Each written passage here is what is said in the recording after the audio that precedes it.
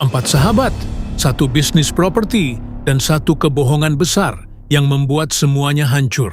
Tapi yang paling menyakitkan, si pelaku justru bertingkah seolah dialah korban. 4 orang sahabat, Anthony, Brian, Adrian, dan Evan, dulunya seperti saudara.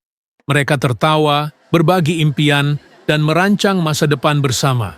Maka ketika Evan mengusulkan sebuah bisnis properti bersama, tak satu pun dari mereka ragu. Mereka membeli rumah tua di pinggiran kota. Bangunan reot dengan dinding lapuk dan genteng bocor. Pemilik lama menjual dengan harga miring karena sedang terdesak ekonomi. Rencana mereka sederhana, renovasi rumah itu, poles habis-habisan, lalu jual dengan harga tinggi. Evan dipercaya untuk mengurus renovasi.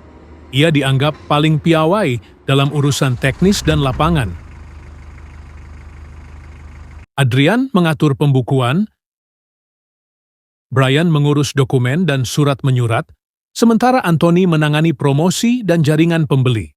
Namun setelah renovasi selesai, Adrian mulai curiga. Biaya Cat bisa sampai segini? Tanyanya saat meneliti laporan pengeluaran yang disusun Evan. Ini 2 kali lipat dari anggaran awal. Brian ikut gelisah. Biaya tukang juga terasa aneh. Seingatku kita sepakat harian, bukan borongan. Udah, percaya aja, ujar Evan dengan tawa ringan. Kalau kalian mau hitung ulang, silakan.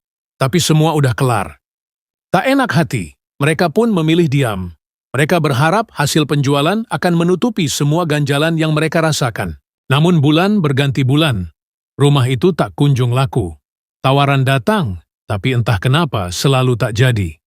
Modal mereka terkubur, sementara Evan makin sulit diajak berdiskusi. Setahun berlalu, akhirnya Evan berkata lantang, "Sudah, biar aku saja yang pulangkan rumah itu. Aku cari pembeli dan urus semua suratnya." Brian menyerahkan dokumen penting, termasuk sertifikat dan dokumen tanah, kepada Evan. Mereka berharap segalanya akan berakhir baik. Tapi harapan itu hanya tinggal harapan. Uang penjualan tak kunjung datang. Evan makin sulit dihubungi. Ketika ditanya, ia hanya menjawab dengan janji. Proses, sabar, lagi diusahakan. Suatu hari, istri Evan menulis status di media sosial. Ada teman kayak lintah, mau enaknya aja, giliran susah semua nyalahin. Lucu, Adrian geram. Anthony dan Brian ikut terbakar emosi. Mereka tahu, sindiran itu untuk mereka. Pertemuan darurat pun diadakan. Ketegangan mengisi udara. Tidak ada tawa seperti dulu.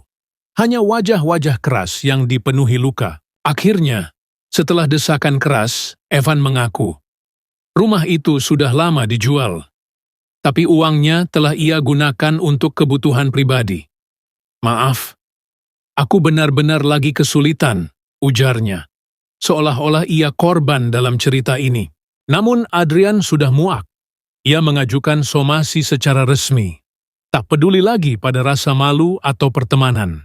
Dan barulah saat itu Evan menggeliat. Ia mulai mencicil uang yang sudah lama jadi hak teman-temannya. Namun semuanya sudah terlambat. Hubungan mereka tak akan kembali seperti dulu. Kepercayaan yang dirusak oleh kebohongan tak bisa dipoles seperti rumah reot itu. Sekali hancur, retaknya tetap membekas. Kebohongan dalam pertemanan bukan hanya merusak kepercayaan, tapi juga menghancurkan pondasi hubungan yang dibangun dengan ketulusan. Uang bisa dicari, tapi sahabat sejati adalah harta yang tak ternilai.